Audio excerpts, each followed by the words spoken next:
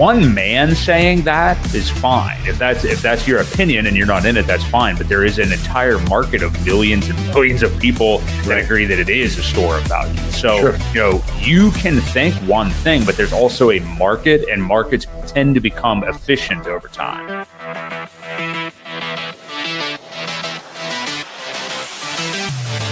We do know that you will always get paid in Hex on a daily basis. And that is truly the miracle that we call Hex, because it is trustless interest, trustless yield. Nothing will stop that contract from running.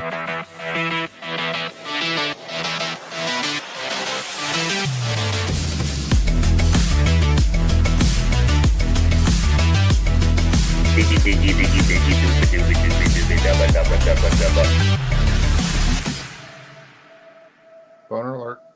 Boner alert. Welcome everybody to the Creed of Crypto. I am Bullish Boy Crypto. I have here with me, as always, Crypto Ewok. You definitely caught me off guard with that one. I was not ready. Welcome to everybody in the chat. It's already popping off because the ecosystem is pumping. Finally, we got some great stuff going on here within PulseChain. Welcome into Pookie Doo. We got Valiant Low Key, Hex Boar, Digital Money Marcus, DJ Moon Boy. What up?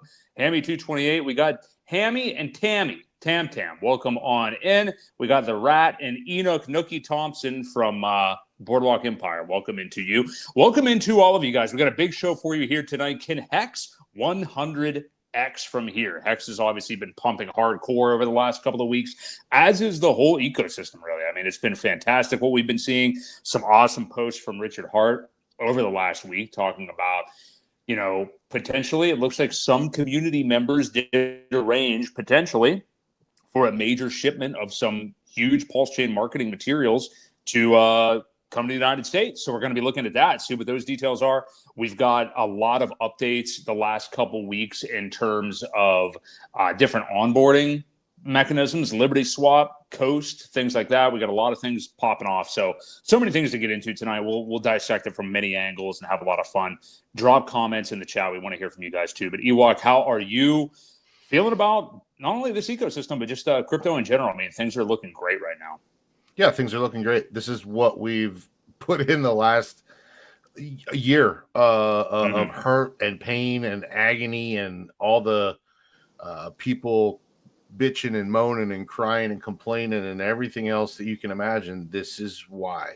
This is the start of the reason we're here. So if you've been here and you've been holding, congrats. If you sold because you couldn't take it anymore, well, there's time to buy back in. So this is the beginning of what I feel is going to be a pretty amazing August.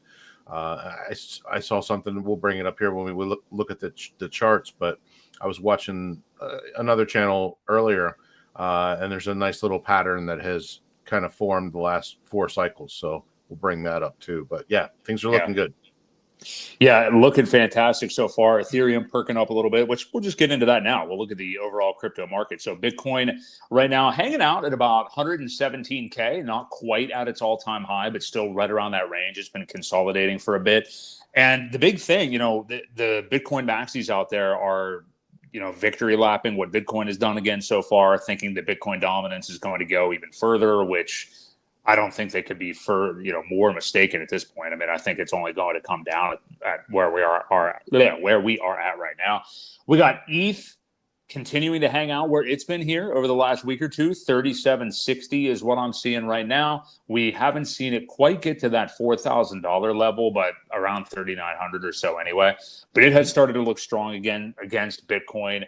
Can Ethereum continue this trajectory? Where can it go this cycle, and in what time frame? And will it pull up all of the altcoins? That's what we've all been, as you just said, Ewok, sitting here on our knees begging for it to do over the last few years. And it's basically said no, and slapped us right in the face. So, what do you see just in terms of the timing of the market? We've had plenty of talk on here about what we go into 2026. How far could we go into 2026? What do you think about the cycle overall? And really with this Ethereum, how it is starting to charge against Bitcoin now a bit?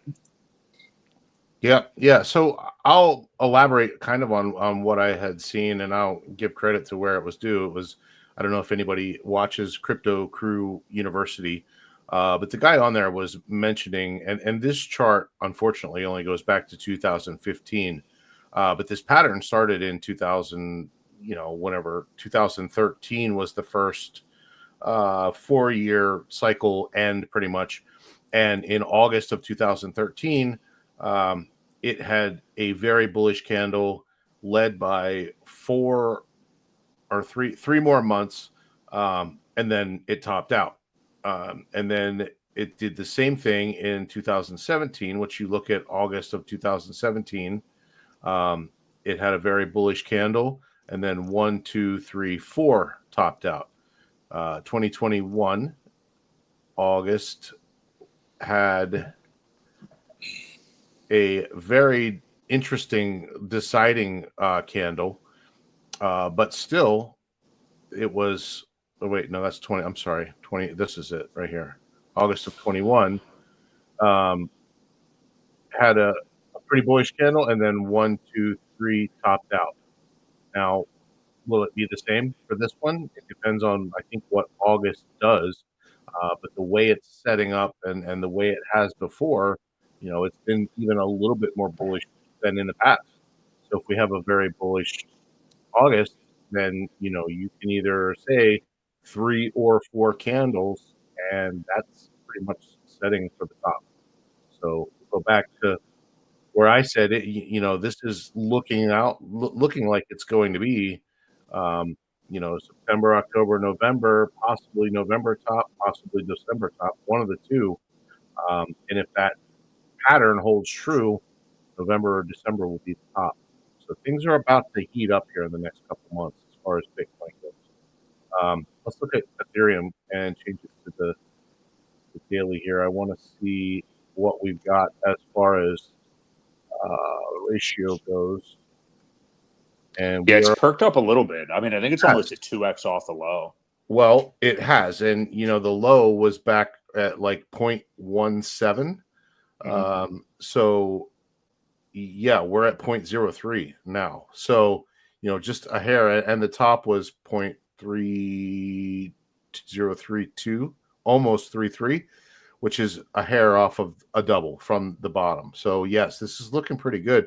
This is one of the first times that we're hanging out now in this 0.03. We were in this 0.02 range for at what seemed like forever. We were waiting for it to do something, and it did break out of that area. And now we're forming resistance here, hopefully just to kind of stockpile up for the next run up into the 0.04s. Like I said, I think our target range should probably be 0.07-ish. Between 0.07 and 0.09 was the let's go back here, see if we can find it, previous high, which would be insane. I mean, if we do get to that ratio and Bitcoin can get to 200K or whatever, I mean, you're looking at actually 0.15 was the high ratio, and that was back in 17 at the height of that ratio. Kind of, that was in June of 17, where that was 0.15. We're just hoping now to get back to 0.07, 0.08, but 0.1 would be super nice to get to something like that, to something like those levels. And I think it is possible. I'm not going to necessarily count on it, but that would, of course, I mean, I'm no mathematician, but a 200K BTC, that would put you at 20K ETH, obviously, at a 0.1. 0.7 at a 200K BTC would put you at 14K. Those are numbers that I think people have, warmed up to with ETH, that's one of the reasons I had said 0.09 with a 200,000 Bitcoin. I think what's that put us at 17,000, 18,000 roughly? Yeah. So there you go. Right. Yeah. And Shadow Ban for Life in the chat says 4K ETH by the end of the week. I think that's absolutely possible. I mean, it's virtually been there. I mean, when you zoom out and look at stuff, I mean, we've pretty much been there. But yeah, I mean, I think definitely possible. We're already in that neighborhood. The real key thing is, when do we charge to the former all-time high? When do we get back to 4,800 again? And that's going to be a crazy time. And it could be, I think it'll happen in August probably. I mean, do you think ETH gets to a new all-time high in August? which only would be 5K. That's what we're talking about. Yeah, I mean, we're only 2 days away from August. I don't think it's going to happen before then, but yes, right. I think August will be a very good month, and yes, I do see us breaking that 4,900, whatever it was. I believe was the previous high. Yeah, 4,800 or so. 48. Yep, I know because I bought it pretty much on the day. So yeah, yeah, 48. And you've said this for a while, Ewok, but I mean, do you still think do you think your prime? We talked about this the other night over fire, but do you really think October to December will end up being the top basically for Bitcoin and Ethereum, or what likelihood are you at this point that it could go into 2026? Because, go ahead. I mean, if you're looking at November to top, then I think December it will. I still think we haven't changed that whole narrative of the 28 days later, where once Bitcoin hits its top, 28 days later Ethereum hits his. So if the Bitcoin top happens to be November, then I'm thinking December for Ethereum. If it's December for Bitcoin, then it'll be January for Ethereum. And then, you usually have another couple weeks of just maddened height for altcoins where things are pivoting into those to get those final last hurrahs out of all the coins that kind of run up. Yeah. I am starting to think, I said this to you the other night, just seeing more and more people with, kind of mocking the idea of the cycle going even longer. Not even just that, but not there's that big of a discussion to have on this, but the Fed inevitably did not adjust interest rates today, stood pat. I think Jerome Powell is basically, he is willing to allow things to suffer because of his disdain for Trump, I think. Yep. You know what I mean? So, that said, I think their next meeting, I believe, is in September, which would make sense, probably mid-September or something like that, which maybe that is when we see a pivot. But adding that in too, and the Feds, them not wanting to lower rates, I think that is another feather in the cap of that we could go into 2026 a little bit. I feel like, I would say to me, that's my prime narrative right now. I think that we will go into 2026 for a period of time. I think Ethereum could wait until earliest, and you kind of just even almost said this, but earliest that we could see it peak maybe January of 26 and maybe latest March. I kind of don't think it goes that long. And I know things can happen quickly in crypto, but just things seem to be lining up for later. And you could call it cope because Ethereum's not done shit this cycle so far. I mean, go ahead, that's fine. But there's other things I think lining up to create that scenario too. I know you don't really feel the same, but that's my thing. Yeah. No, I don't think it goes much further. This time is different.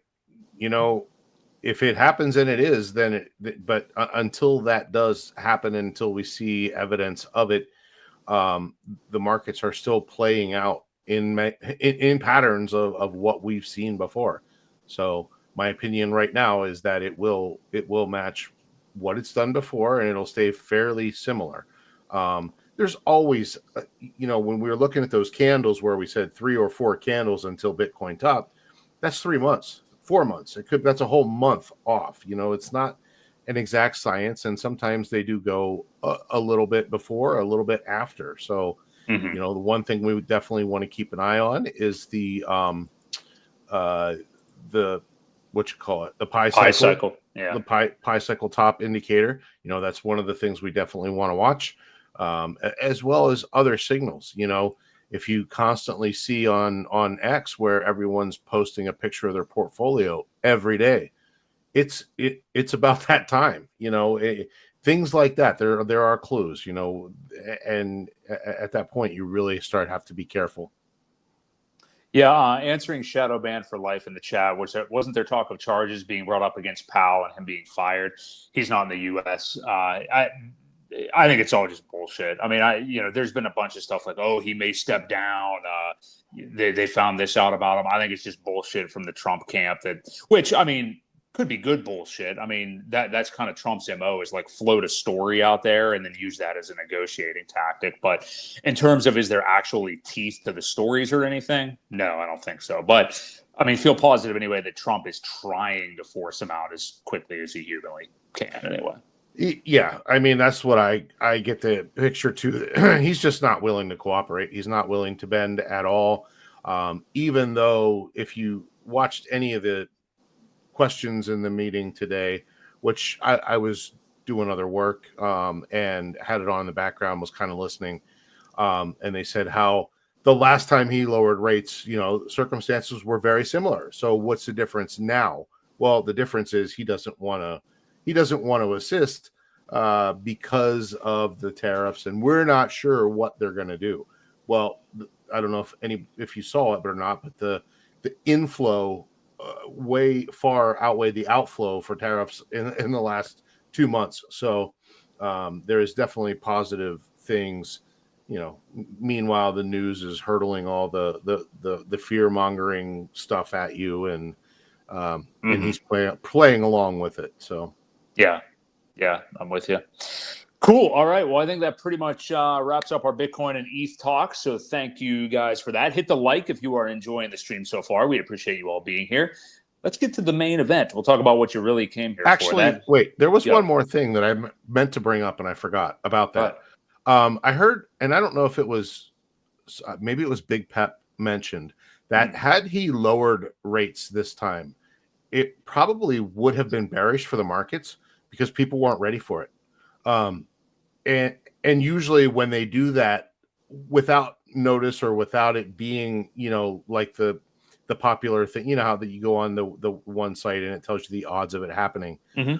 Usually when they lower rates like that and it's not expected, it doesn't do bullish things to the market. It actually hurts it because it throws people off for some reason. It causes unnecessary FUD for some reason. So I thought that was interesting. Did you hear anything like that at all? I didn't really know. No, I didn't hear that. Do you have an opinion on it or not really? I don't know. I mean, I guess potentially. I didn't even know Big Pep was streaming again. Is he around? Yeah, he does a stream every once in a while. And maybe it was Hexo that had mentioned he was talking to Big Pep. Okay. Either way. Yeah, I don't know. I don't know if I buy that much into that or not. But yeah, I don't know. I guess we'll see. Cool. That's all. All right. Sorry. Anyway, PulseChain. Sorry, I was reading a comment in the chat too.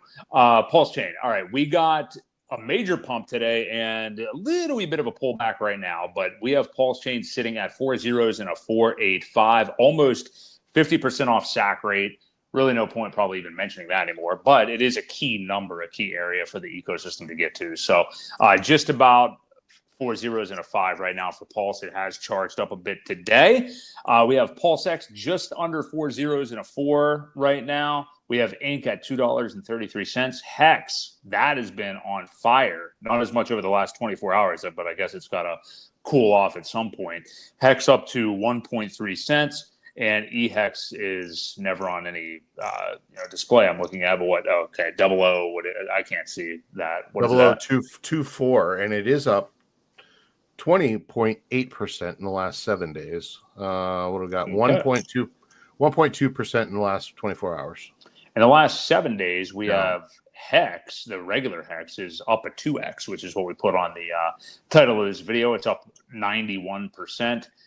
Pulse over the last week up 55%. PulseX 65, Inc 51%. So everything up at least 50% basically over this last week. So huge charge from the ecosystem here. We're going to get into the actual Hex part of it, including with Hex starting to run away in the ratio again against E-Hex, the decades-old debate people have against which Hex to buy. We'll talk about that a little bit since the ratio at the moment anyway is pulling apart. But looking at Pulse right now, Ewok, if you want to look at that chart, what do you make of it? We are really, we blasted through the last support level of the former all-time low, which is basically 4 zeros and a 3, right in that range. That had been the old all-time low that everybody paid attention to for a very long time, I think since July 31st of 2023. Literally 2 years ago. I didn't realize it. Yeah, 2 years ago today, basically, is when the SEC suit came down. So I don't know if anybody realizes that. I'm pretty sure it was July 31st of 23. And you'll see that in this chart, how Gary Gensler was protecting us. And here we are now. We have recovered off of that former all-time low, and we're up in this 4.8 region, which has some decent price history too. So, yeah, what do you make of where we are? This has been a really strong move. And then if you wanted to get rid of Shadow Band's comment there, it's not letting me get rid of it. It's still on the screen.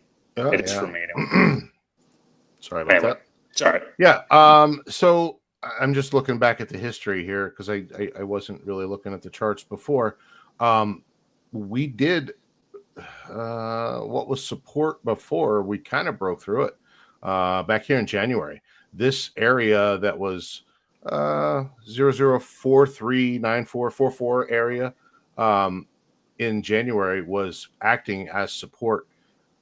Here in May, it acted as resistance, which is interesting that we just broke right through it. So when you go back, I'm just trying to see how far these. Yeah, I mean, there was a lot of support. It acted as support in June of 24. It acted as support in September, again in October, all the way up here in January. So something that acted as that much support back then, and then acted as resistance back here in May, and that easy for us to break through, I feel is extremely bullish. And it is a very good sign that a lot of the sellers are done. They're exhausted. Mm-hmm. So, I mean, I think that is one of the reasons why these levels down here in April were so hard, and they did bounce back pretty nicely. And there were a lot of people that do believe and have conviction in things that kind of held that price up. So whatever that was, and then, the most recent cup that we formed, I saw somebody mentioning that we had a cup and handle forming, but we just obliterated the handle. Like, there is no handle here. We just kept going. So, it was definitely nice to see us break through these levels that have been support before, and we, had hoped that they wouldn't turn into resistance. But again, now a pullback and that level being support could be healthy. So keep an eye out for that.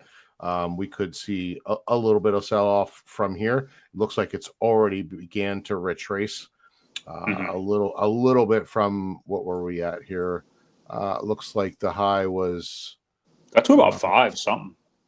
Right at 5.043 or something like that. 5039. It looks like it made it to. So yeah, I mean, don't be surprised if this 4.3644 area, it does have a little bit of a retrace, and if we can use that as a springboard as support, that would be really nice. So keep an eye on that level. We don't want to break down through it again, because the next time it could be a lot harder to get through. Yeah. It is looking really good, though. Yeah, it's seeing a modest pullback here. And Viper Style, shout out to you. He says, remember to smash the like button if you're as bullish for Hex as Ewok is for PDI. So, definitely want to make sure everybody does that. Pulse looking fantastic, though. I mean, everything is. Why don't we take a look at that Hex chart? Because that has been the big mover. And I thought real quick just about the whole ecosystem. You brought up a good point, Ewok, of it just looks like exhausted sellers at this point. I mean, with everything that we've been through narrative-wise for the amount of time it's been, well over 2 years at this point, all of the fear that was going on with the infinite mint PDI thing back in the spring of this year, where there was like these nightly, prayer seance type Twitter spaces and stuff like that. Like it. I just don't see. Of course, there's still people selling. Yes, there's always going to be people selling at some point. I saw Crypto Solve was even posting some of the wallets that were selling some Hex today or whatever. But that's fine. You're going to see that still. The point is like the strength of the overall chart on the way up from that, which I think is what's indicating that we have exhausted sellers at this point, like you said. But how about this epic well, if you want to comment on that, and then get into the Hex chart when you're ready. Well, yeah, I was kind of playing with the charts and not really listening to what the question was. Perfect. So. Well, that's what I did to you on that Big Pep comment. I had no idea what you said. So that's okay. It all comes out now. Yep. So let's move on to the Hex chart here, and we are getting a nice pullback. And again, this is Pulse Hex, obviously the yes, on the PulseChain, but yeah, so it went up to the highest it went up was looks like 0.0144, so about a penny and a half almost.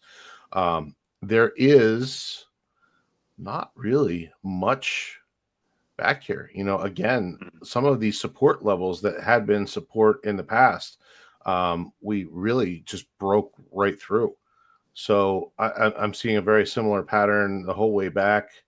Yeah, I mean, this was actually resistance back here when we were trying to fight up through, and then it did turn into resistance here. So, or support. I'm sorry, it turned into support before it crashed through it.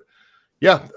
Again, looks really, really good. It does need to cool off. This is something we really don't like seeing too many green candles. I mean, as much as we like them, in order to stay healthy, we've got to have some red ones mixed in there once in a while. So don't fret these couple, because you've got out of the last 1, 2, 3, 4, 5, 6, 8, 9, 10. Looks like 15 or 16 candles. You only have 3 red ones. So we definitely need a little bit of pullback in order to stay healthy and to continue to run. Sorry, I was counting there. It would have been easier to use the measure tool, but yeah, it looks good. And again, this is definitely something that I can see Hex doing a lot better than some of these other things. I think a lot of core tokens will rotate into Hex at some point if this continues to pop off, because of just the possibility. And knowing something else that I wanted to pull up while we were looking would be the liquidity. So where is that? Here it is. apphex.win has this. And if you look at the remaining amounts of liquidity in the pools and everything like that on PulseChain, there's only 304 million Hex available. 304. Yeah, that's not very much. You got 382 million E-Hex. So again, this thing could dry up very quickly. You want to do a little calculation and see what 304 million Hex would cost right now? Well, yeah, if you've got a second. I can do it. I'm doing it while we're looking. And what's the price again?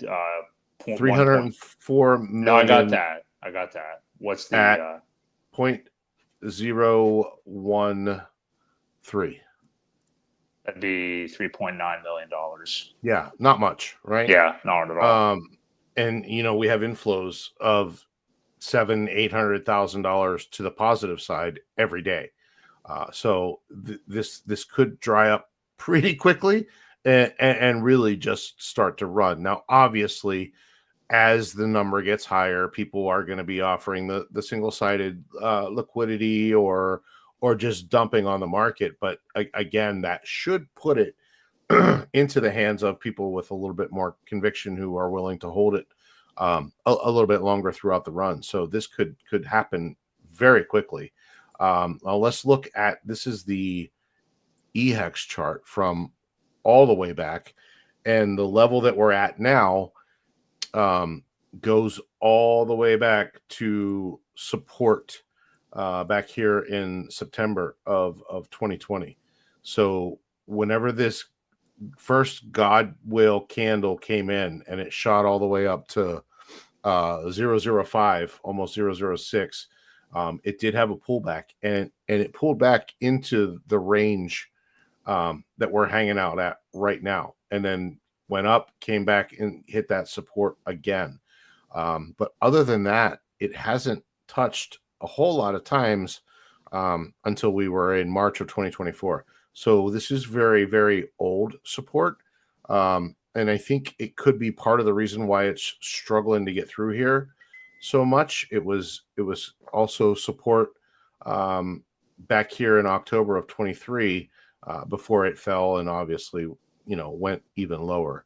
But there are a lot of touch points on this key area. So don't be frustrated that the ratio is pulling away too much, because there is far less liquidity in dollar terms on the Ethereum side. So just keep that in mind, that it can run super fast on the Ethereum side because of the lower liquidity levels.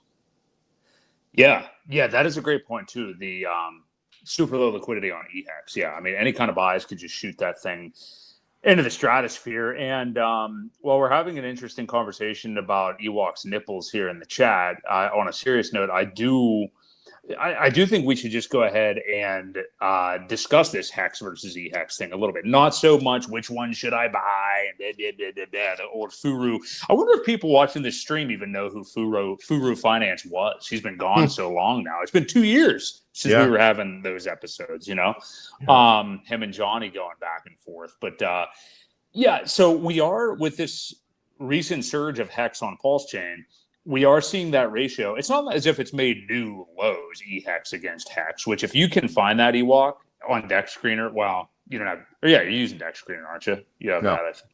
Well, if you do, all you have to do is EHEX/Hex. And it'll try to give you EHEX against Pulse, but there is an EHEX versus Hex chart.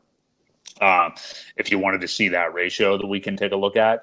Yeah, I'll pull it up while you're talking. Go ahead. Yeah. The all-time low of it would have been the Richard kill tweet, which I don't even remember. I think that was spring of 24 at this point. I don't even remember, but he posted, hey, the market has chosen thing. So that is when we saw a huge red candle on EHEX versus Hex. That was its previous all-time low. Now with this, you may hear a lot of people talking about this whole thing right now, and that may lead you to assume that EHEX is making another all-time low against Hex right now. It's definitely not. It's on its way toward the previous low, but it's really not quite there yet. And actually, it started to perk up a little bit here against Hex in the last day. But it does kind of beg the question. I mean, we've kind of remained steadfast on this, I think, the entire time. Did you have that yet? No. Okay. Let me know if you do. We've kind of remained steadfast on this the entire time, as we've DCA'd into both. Now, does that mean 50-50? Does that mean 75-25 Hex and E-Hex? Does that mean, whichever one you favor? I think that's pretty much just been up to the individual, but we really, always just wanted to have all the core tokens within the ecosystem and kind of just DCA in them. Ewok and I are very different. Your bags, obviously, Ewok are outweighed by Hex, whereas mine are a little bit more equal. So, but we've always been proponents of, if you're DCAing new money in, we would choose to buy both Hexes, and we've done that this entire time. I personally do like what Sami's been saying in the last couple of days with this recent surge of Hex, that maybe go 50-50 Hex and E-Hex, because we're starting to see that ratio go down. I might want to bag or get myself a little bit more E-Hex because of that. So what do you make of it? And how would you treat if somebody were DCAing into both of them? Because I just saw earlier, I don't know that the person was trying to bring up an argument of any sort, but he was talking about Liberty Swap and how easy it is to get into Hex from PulseChain, and that kills the narrative that Hex on Ethereum is the easiest way into the ecosystem. I don't believe that really to be true, and I don't think it matters for the price of E-Hex. But there you go. Perfect. I think you got it. Did you click on the Hex instead of... I did, instead of USD. So there you go. Yep. Yeah. So there's zoom out. You could tell. There you go. Yeah. Yeah, you'll kind of see. Yeah, you can see the obvious RH post thing. That was back here in March of 24. Yeah. Yep. So that was when it obviously took a dive. and it's taking a dive too right now. But again, like I said, I think a lot of it is because of liquidity. We also, don't forget, we had this is a daily. I don't know. There was a lot of big sells too. There was a lot of big sells on E-Hex recently, where what was it? 700, 600 million of them got sold, which held relatively strong, I thought, as far as this ratio went. Yeah. Well, it looks like it has bottomed. Here you got a nice green candle forming down at 0.17. So almost, what is that? It's 8-to-1, maybe 8-to-1 ratio. So that could have been the key for a lot of people to. So here's the thing. I'm not, and I never have been a fan of playing back and forth on the ratios, because one wrong trade, it puts you so far behind of where you were. Yes, you can make out really well if you get in at the right time and get out at the right time. But as we all know, a lot of people had never picked the correct top or the correct bottom. It's so hard to do both, right? And if you're going to do this ratio thing, be aware that you could very well hurt yourself and just risk your position that you're in. I've always recommended, if you're going to do it, put more capital into the one, fresh capital into the one that you think has the better chance of coming out of it. Yeah, I think it's up to the individual. I mean, I've DCA'd into both of them this entire time. Doesn't matter if it was the RH post about E-Hex. I think probably the biggest fear, not fear, but the most uncertainty, FUD, whatever the hell, that I have felt during these 2 years, like since the split of the hexes like that, was honestly this time 2 years ago, or like literally like a month after PulseChain launched, because there was this identity crisis. You were seeing people go all over the place with different ratios, whether it be, a lot of people sacked a lot more for PulseX than they did Pulse, so they're trying to get into Pulse. There was just all this crazy ratio, moving around that first month or two. And I remember you and me talking like, it was before RH had even said anything about it or anything. It was just crazy seeing E-Hex like fall so much, and we're like, oh my God, I thought it was going to be a parody, and just all these things, and I think the right thing to do when you, like you said, when you don't know something like that, is sit on your hands a little bit, wait it out, see where things are settling, and make your decision. But yeah, I've DCA'd into both the whole time. I'm going to continue to DCA into both. So yeah, I'm unshaken by this recent trend. So that's right. Yeah. That's the smart play, I believe. But again, your money is your money. Do what you wish with it. Yeah. Any final thoughts on that Hex? It's not really, we're not talking about a debate. We're just talking, because again, we're not debating it. We're always DCing it at both. But any final thoughts about how to get into both of those right now? No. But like I said, I think they both have great price potential. Somebody had asked at one point, can E-Hex or P-Hex do another 10,000x? Or maybe it was you that said, can we at 1,000x at least, or 100? I forget, what did you say at the beginning of the show? 100x? I don't know. From here? No, it's on the thumbnail. 100x from here, basically, yeah, or even from the bottom. Which, I mean, well, that's a big difference. It is. It's a very large difference now. Yeah, I mean, now I think it's a valid question, definitely, to ask if we can 100x from here still. Well, yeah, but what say you? I mean, I know you're going to say yes, but 100x is only $1.20. Only. Well, I think everybody in the chat would be pretty happy. If you're not happy with 100x, because Ewok wouldn't be. I'm just letting you all know. Well, no, I'm saying that seems like a pretty easy target to get to. $1.20 for P-Hex. I think that's easy. You said. I think it's achievable. How's that sound? I don't know about easy. Okay. But I think a lot of big sellers, you're always going to have the large wallets that can hurt the price. At what point will they exit? 15, 20 cents and be like, shit, I don't want to do this anymore. I'm going to take it and run. I don't know. I think $1.20, $1.50 is a seemingly not that difficult of a target to hit.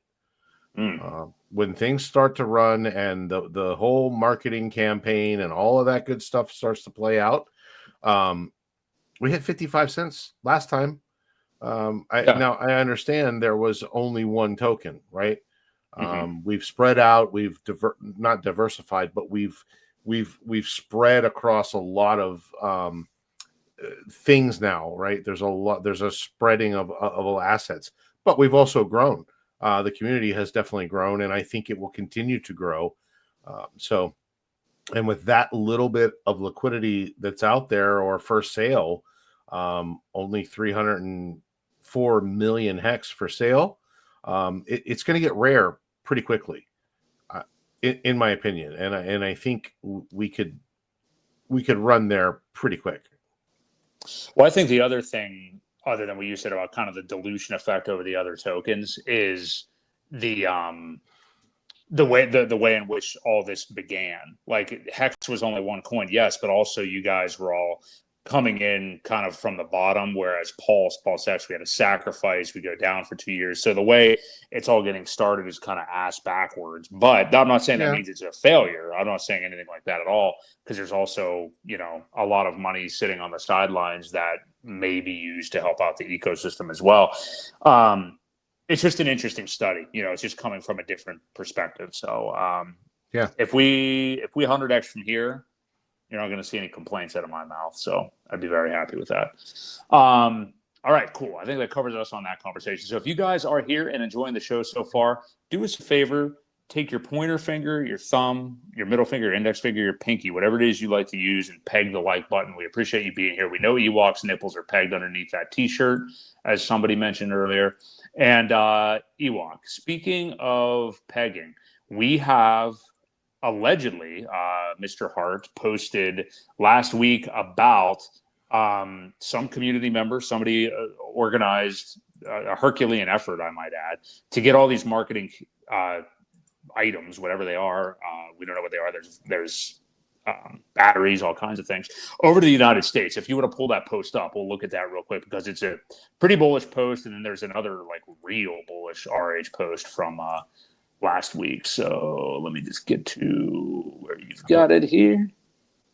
Oh, there we go. So Richard says, great news. I've heard the first container is full of about 200,000 free electronic device donations and should hit the water in a few days. Should arrive in 3 weeks to port. Shout out to the community that makes these amazing things happen. What's your funniest guess of the device? A funny one I made, mini taser. Yeah. So a status update that puts us date wise? I don't know. It's amazing how the community with all these different things comes up with these concrete dates out of nowhere. But I've already seen August 23rd. It's fair to say mid to late August is around the time when we'll probably start to see these things going out. What do you make of the time frame here? And let's go back to, do you have guesses as to what this is? People have talked before. Is it a hardware wallet of some type, which even coming from RH, I don't know if I would accept. What could it be? What do you think it is? Is it a mini taser? What do you think? I believe Max is pretty right on with what he's guessed and what I have here on the screen. And that is one of those, it's a small LCD or small screen that pre-plays a specific video for people. All kind of PulseChain advertisements and things like that on the one side, with the screen on the other, letting people know what PulseChain is. I think, honestly, that's probably, I would say 75%. I think it would make the most sense. Now, a lot of people have said, "Oh, it's a hardware wallet" or something like that. And Richard did make a comment of something that people just won't throw away. So, right. A digital screen, I don't know. People aren't interested in it. They may throw it away. So that was the deciding. Well, the one thing that kind of made me not so sure. But I could really see it being something like this. And I know you've seen these. Didn't you say Tool had one of these that they had sent out? I got to go into it. Yeah, the last Tool album in 2019. Any Tool fans in the chat? Shout out. We're best friends now. But yeah, Fear Inoculum, the album that came out in 2019, literally almost a carbon copy of what Max has pasted here. Yeah, it folded out. There was like an LCD screen inside of it with like a USB that you could connect to charge it and replay the video again. I mean, if RH said like people won't throw it out, I honestly, you get something like that in the mail, even if it's something that at first you're like disinterested in, I'm probably checking that out. You know what I mean? Yeah. Like I even if it is one of these school loan bullshit helper thing, you know what I mean? Like literally, I mean, that's the junk mail that I typically get. It was something, or like, hey, your car's due for this or whatever. Well, if some kind of weird larger package with a video playing in it, I'm probably looking at it at the very least. Now, am I chucking it after that? Maybe. I don't know. But this is a lot more intriguing and kind of out of the blue than the items that I mentioned, I think. Right. You know. Well, the one thing that we do know was the 2045 battery, right? I forget. It's the circular batteries. Those are not rechargeable.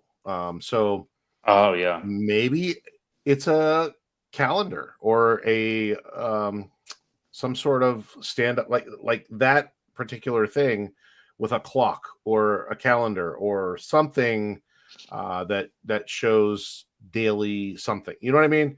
With PulseChain advertisements, again, there's going to be PulseChain Hex advertisements somewhere on the one side. If it is indeed a flip open type thing, could be a calendar though. Could be a digital calendar that would be pretty interesting. There's a lot of cool ideas that I have seen out there, but really hard to say. But I like this idea. I like this one the most. I do too. Yeah. I really don't think it's going to be the wallet thing, because that kind of goes against what you're, you know, even what Richard would say about wallets. Like, you don't just accept random wallets from people. People have also speculated getting free crypto of some type, which I guess there's probably a way that you could do that with something like this. Like, you don't want to give. How would you do that? Like, you wouldn't really be gifting somebody a wallet, but maybe you've probably already worked this out in your head. How would you give out free crypto? I don't know. Way? Do you remember when Maddie was handing out those coins? Oh yeah. Well, they had essentially, you scratched off the seed word to get to it, and then you could access it and send it elsewhere or whatever. I see. There are things like that available. This could also be incorporated in, you know, give somebody 10,000 pulse or something like that a piece. You know, there are trillions of them out there. That wouldn't be hard to do. Now, I don't know how many, was there a number mentioned of how many? This says of about 200,000 of them on the first container.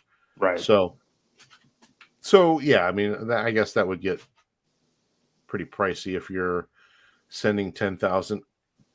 Again, I don't think it's going to be free crypto, but I do think it will be something that people keep and use somehow, some way. I don't think it's a taser either, though. It's probably not a taser, no. But I think he's nailed it, honestly, with the direct mail. I know people have made fun of him for that for a long time. Yeah. And maybe he was purposely being a little bit forward with saying like postcards, like literally just postcards in the past, because that, you know, that's probably like the bare minimum for direct mail. But I was just talking to a client today that was talking about for his business doing direct mail. And out of curiosity, I asked him, I was like, you know, I'm in another industry where people, you know, pan that idea widely. Like, it's this archaic idea, but I'm curious. And I asked this guy, like, how is it working for you? And he said, I always have the best ROI on it. Like, and keep in mind, we're saying ROI, like not necessarily the best volume of sales, but the cost to do it, you know, versus what he's getting in return, he said was his best also. So, yep.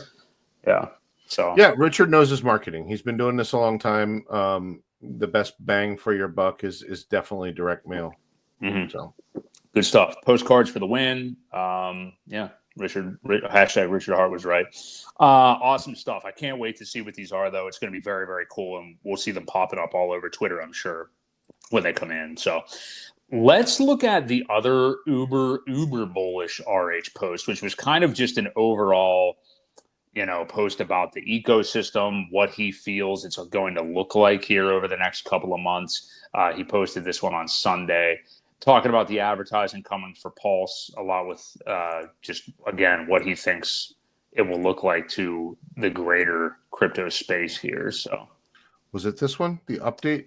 No, not that. No, that's the just different the Pulse one. chain. Hang on. It's it's a longer one. It was the one that had the funny picture. I don't even remember what the picture was, but with the monkey on the. Oh yes, yeah. I thought I had monkey loaded on that, my back. I don't know. I DM'd it to you. Pretty positive. Yeah, you did, and I loaded it, and then I don't know what happened to it. But this one. Okay. Yeah, there you go. I'm trying to just get it up so I can see it here. That's what she said.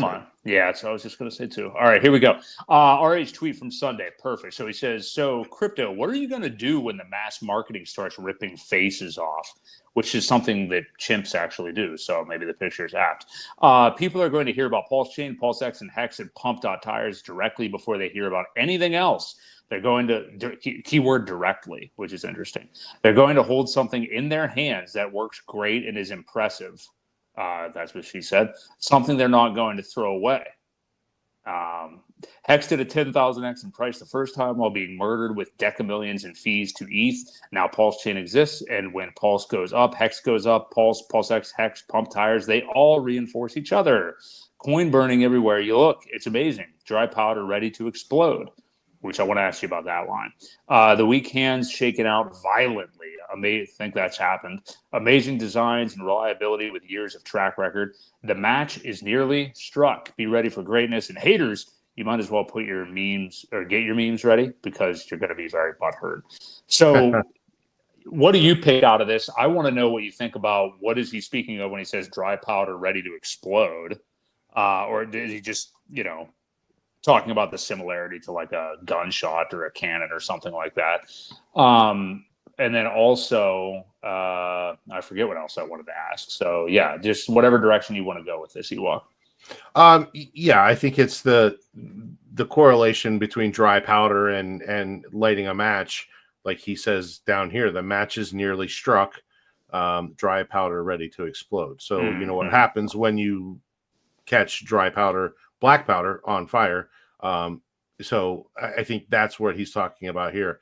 The one thing I did notice about this and kind of read it again to make sure was he did not mention INC. Ink? I know. Yep.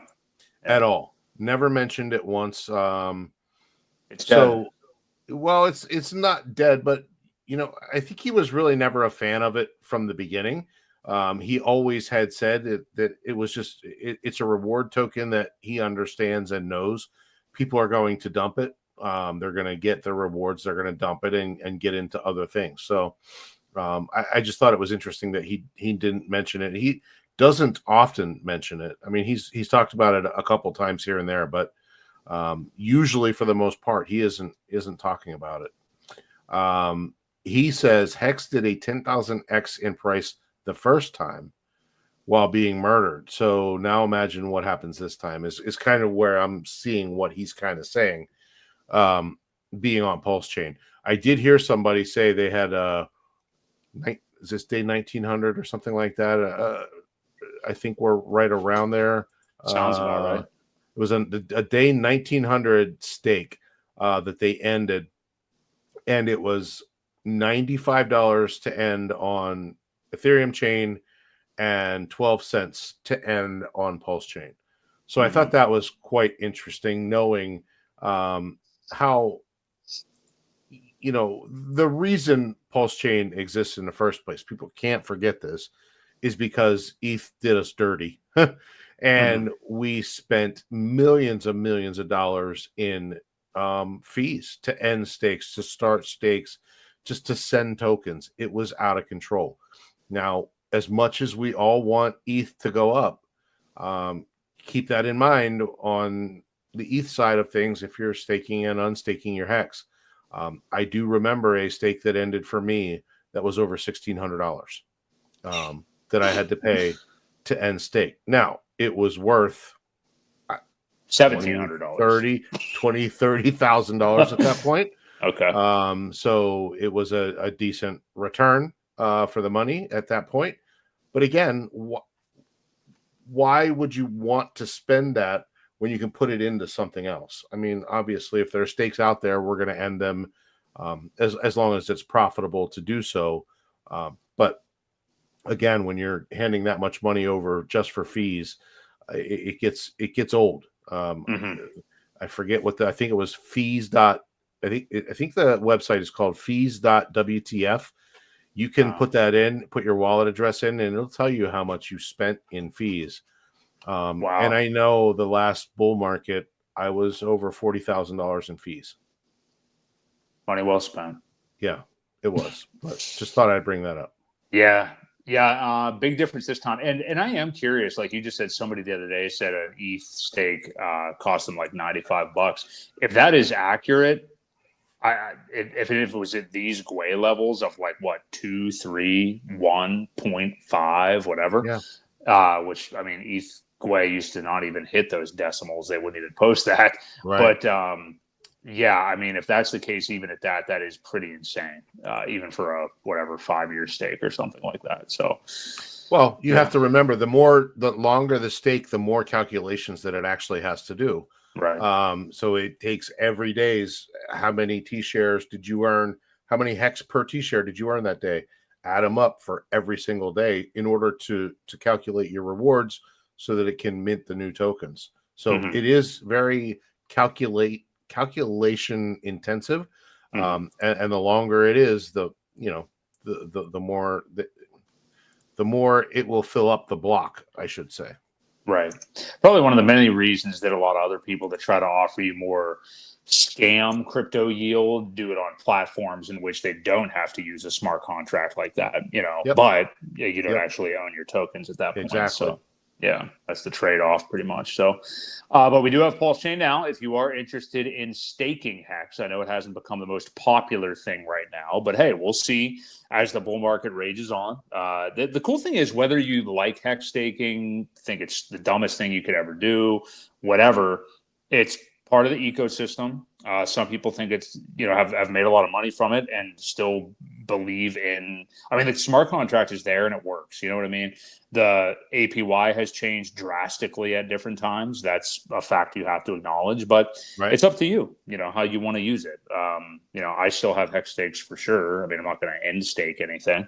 So, and some people still use it even short term, even though it's not that advantageous right now, but yeah. Right. And I myself have a current short-term stake only because I keeping it liquid sometimes is like, why? Let it do something for me, even if it's not that much. But yeah, I think still the unspoken thing to do is still ladders, right? I really feel that because I was mostly laddered out throughout the bear market, I couldn't touch it anyway. So the price didn't bother me as much, knowing there wasn't a whole lot I could do, even, but then you get to the top and everyone's like, well, but you're laddered and you don't have access to it. So we still don't know what the future holds. And I do want to keep some liquid and, still a lot laddered. I'm still making 24-25% on average. So even though the rates have been slashed and we don't know that they'll stay there for a long time, there will be changes to it. Just getting those T-shares now before they really become hard to get is going to be crazy. When you compare the price of a T-share currently to when the price goes up of what you could have gotten it at now, it's almost like buying a token at its low. Yeah. Yeah, it's another opportunity out there, and again, one of the ones that might be, one of the more contrarian ones in the ecosystem now, if you do want to take advantage of it. So, awesome post from RH. Good stuff overall. Why don't we wrap up with talking about any of these little updates with Liberty Swap and 0x Coast, which I know we've kind of been doing on the weekly here. I mean, basically because now from both of them, we are kind of getting new updates all the time. Liberty Swap is expanding every single day.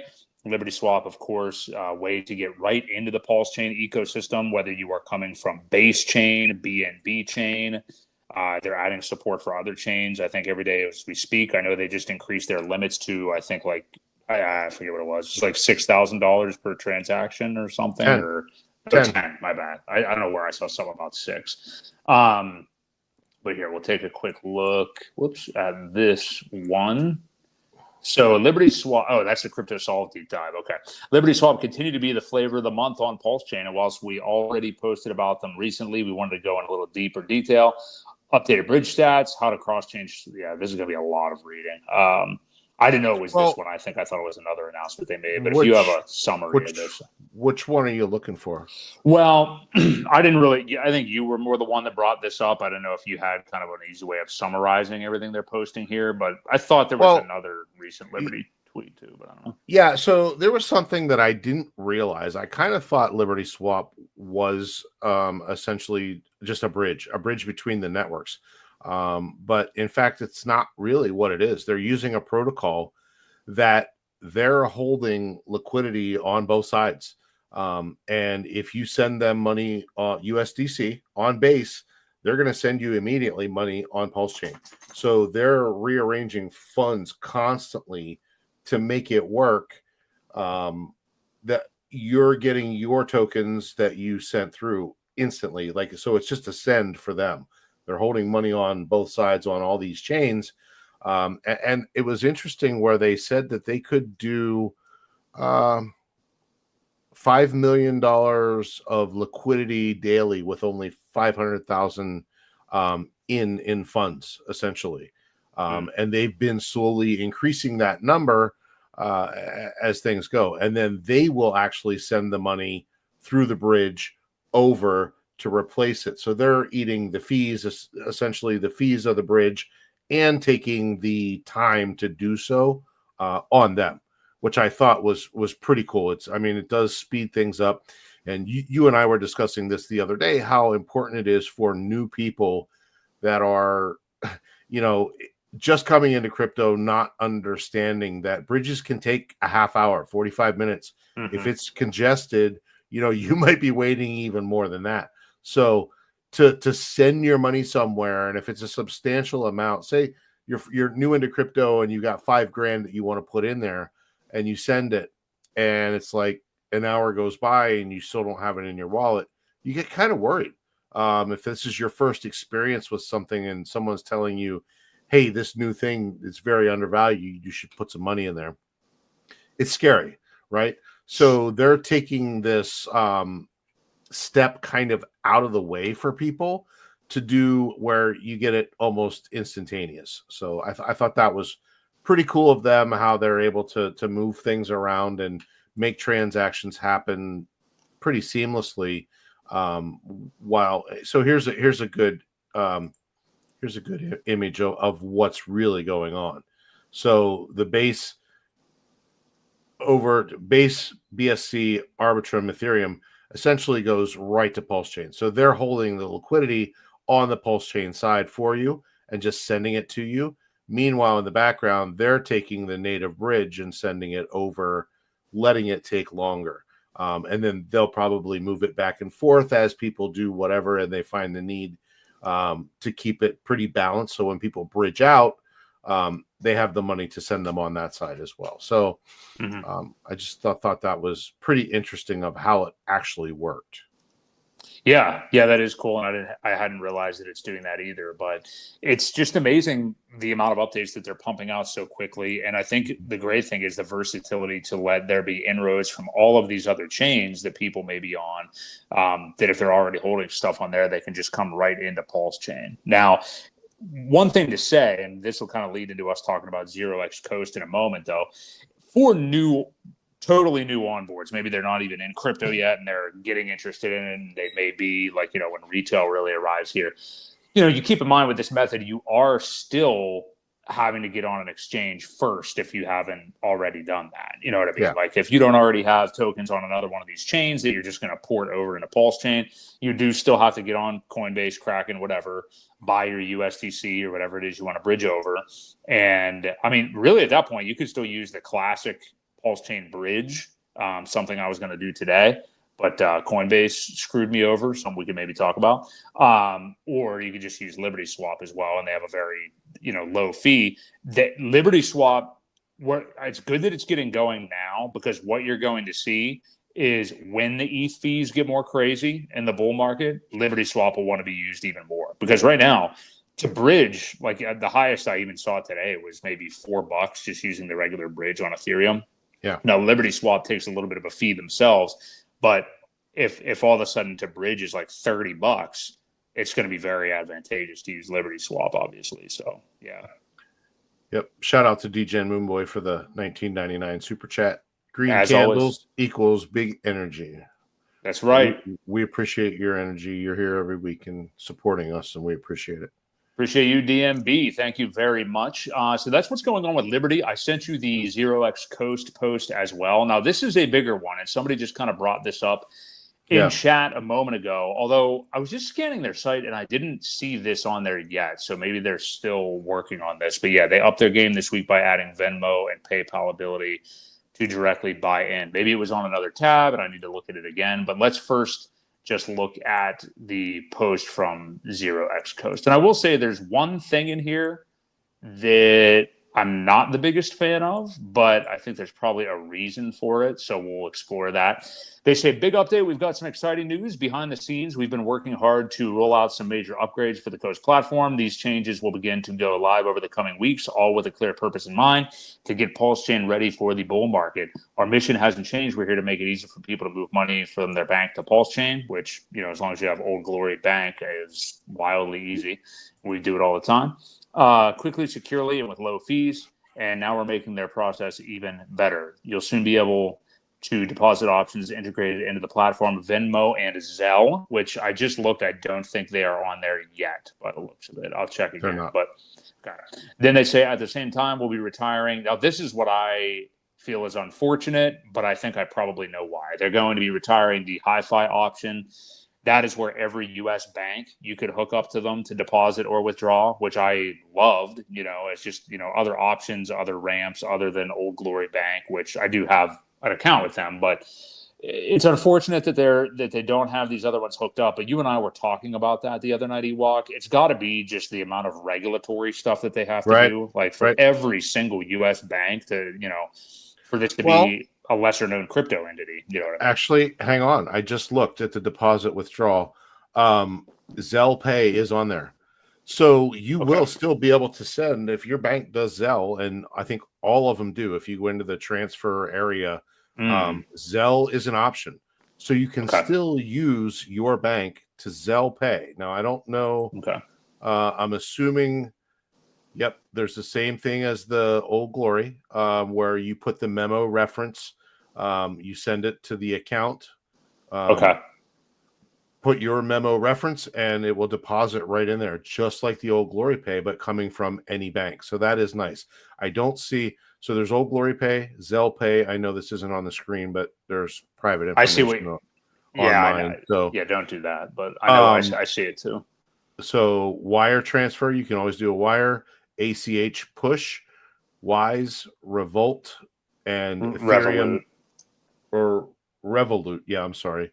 And then your Ethereum stablecoin deposit, where you can just swap a stablecoin in, send it right to your Coast account, which defeats the purpose, kind of. Yeah, but it's another option they throw on there anyway. But I know that the Wise and the Revolut is something they had before, so I think they're kind of bringing that back. And I didn't realize that about Zelle. And actually, now that you mentioned it, Venmo, wouldn't that be the same thing? Because a lot of places you can use Venmo. You have your bank account hooked up to Venmo, or it's basically, Venmo and PayPal are just intermediaries, basically. So, exactly.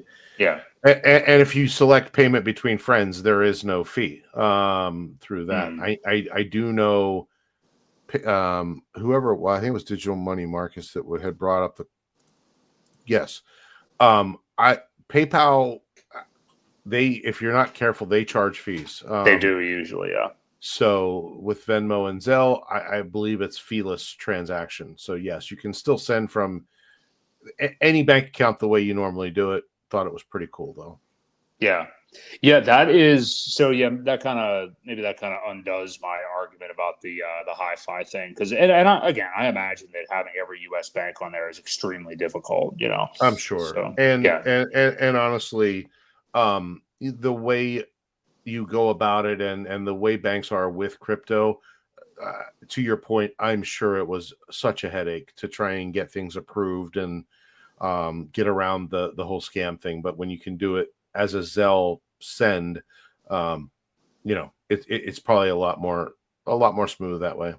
Yeah, it's good to have options. I think we're going to be even more happy, when we get there to see what our options are for coming out of crypto. If you want to do it, I mean, you can also leave stables in and earn stable coin, yield and stuff like that in the bear market. It depends on how much you want to withdraw or anything, but there's certainly a lot of options on Coast. You have the classical option of sending through an exchange, which might incur less fees, but do you want to do that? That's just kind of the thing. And what I like is, as you and I have discussed, Ewok, tons of options. That's what we're starting to get here. And, as the times change, you'll see what's best for you. Even in the last 6 months, I've bridged over with Coinbase. I've used Coast and Old Glory Bank. I do think you're doing yourself a tremendous disservice if you do have Coast or haven't really used it yet and do not have an Old Glory Bank account. I highly, highly, highly recommend it. Absolutely. It's the best things. How far down did you get with their post? Did you read the whole thing? I think just Venmo, Zelle, retiring the hi-fi, Venmo and Zelle arriving shortly. If you're one of the thousands of users joining us from 50 supported countries, you won't miss out. We're expanding new features for everyone. I need you to sorry, my bad. I'm not actually looking at it live, so I realized you scrolled down. Or did you scroll down? Sorry, I did, because they talk about Tide too, which is says you'll be hearing more from us soon. We've got a lot on the horizon, including major updates to the platform and the upcoming launch of Tide, which is going to be their balancer type thing with a lending program, I believe, involved. It will allow you to offboard and take a loan if you would rather do that.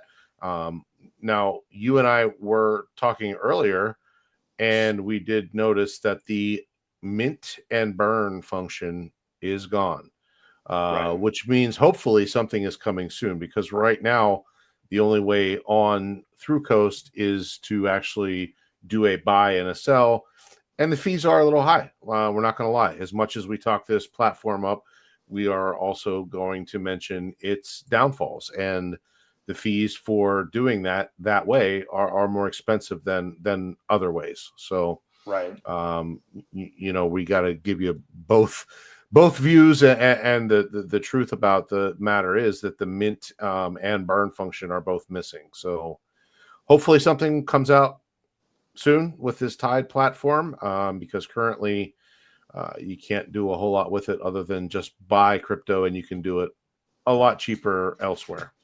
And apparently what they're working on with Tide is also going to solve the CST token being the not so stable coin to being actually $1 all the time. That's what they've talked about in the past. And you are right. And I don't want to harp. I mean, I want everybody to know everything about the fees that they're paying for certain things. Yeah. The fee to burn. So when you would withdraw, which I know nobody's thinking about that right now, but when you would withdraw, but you got to be prepared, if you're looking to withdraw out of the ecosystem, maybe later, way deeper into the bull market or something, and you're on Coast, you would, if you sold an asset into a stable coin like CST, you then have to burn your CST token or USDC token or whatever stable you sold into. You have to burn those tokens on Coast. That will turn it into USD on their platform that you can then transfer into Old Glory Bank. Yes. It is, however, and this is the lowest fee tier, which means again, go look at our old Coast videos. If you're not hip to all this, it's hard to go back and explain the whole thing. But if you're in the lowest fee tier, which means you have 100,000 weight tokens locked up on their platform, it is still a 1% fee to burn those stables. So that can get pretty hefty. I mean, whereas if you're looking at doing it the classic way, where you would send your USDC maybe across a bridge, which you're dealing with a bridge, okay, to Ethereum, you got to pay to claim it when it gets to Ethereum, okay. Then you got to send it to an exchange. It may be a lot of money. You have to send it there, and then you can withdraw it to your bank. You should be able to withdraw it to your bank. And hope they give it to you.